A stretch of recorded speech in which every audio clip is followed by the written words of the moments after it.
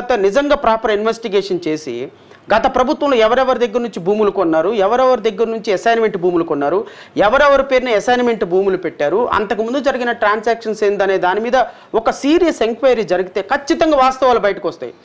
వీళ్ళు ఏదో పైపైన ఒకళ్ళిద్దరిని అరెస్ట్ చేసేసి వాళ్ళ చేత చంద్రబాబు నాయుడు పేరు తెప్పించి వాళ్ళ చేత నారాయణ పేరు తెప్పించి లీగల్గా కొంత బిల్డప్ చేయటంలో లాక్యునాస్ ఉండటం చేత వాళ్ళకి లీగల్గా రిలీఫ్ వస్తున్నాయి.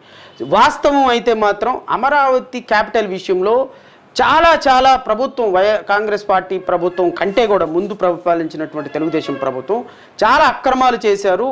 రైతులు అమాయకమైనటువంటి రైతుల్ని వాళ్ళని భూములు తీసుకొని ఇప్పుడు నేను ఒక్క మాట చెప్తాను సాయి గారు. ఫైనల్గా ఎవరిని చూసి భూములు ఇచ్చారు రైతులు? ప్రభుత్వాన్ని చూసి, చంద్రబాబు నాయుడు చూసి. ఇప్పుడు ఆ రైతులు రోడ్ల మీద పడ్డారంటే కారణం మీరేనా? బాధ్యత తీసుకోవాల్సింది మీరేనా? అది జగన్ వల్ల అంటున్నారు. ఐఎమ్ టెలింగ్ యూ, జగన్ వల్ల బాధపడేటువంటి అవకాశం వాళ్ళకి ఎందుకు ఇచ్చారు? మీరు 5 సంవత్సరాలు మీ దగ్గర వ్యాలిడ్గా ఉన్నప్పుడు వాళ్ళని ఎందుకు ప్రొటెక్ట్ చేయలేదు అంటున్నా నేను. వాళ్ళని లీగల్గా ఎందుకు ప్రొటెక్ట్ చేయలేదు? వాళ్ళ భూములు ఇచ్చి ఈరోజు భూములు ఎవరి దగ్గర ఉన్నాయో అర్థం కాదు, భూములు ఎక్కడున్నాయారో అర్థం కాదు, భూములకి కాంపన్సేషన్ వస్తుందో రాదో అర్థం కాలేదు. నిన్ను నమ్మి భూములు ఇచ్చి ఈరోజు అన్నమో రామచంద్ర అని 100,000 మంది దళిత రైతులు అన్నం నీళ్లు లేకుండా కన్నీళ్లు తాకి బతుకుతున్నారు. 16,000 ఎకరాలు ఎస్సీ ఎస్టీలు క్రిస్టియన్లు ముస్లిమ్స్ చిన్న చిత్తగా వాళ్ళు ఇచ్చారు. వాళ్ళకి కనీసం ప్రొటెక్షన్ లేకుండా పోయింది. ఈరోజు మీ అనాలోచిత నిర్ణయాల వల్ల కాదా? తెలుగుదేశం పార్టీ చేసినటువంటి దుర్మార్గకరమైన ప్రయోజనాల వల్ల జగన్మోహన్ రెడ్డి గారు కంటిన్యూ చేయలేదు.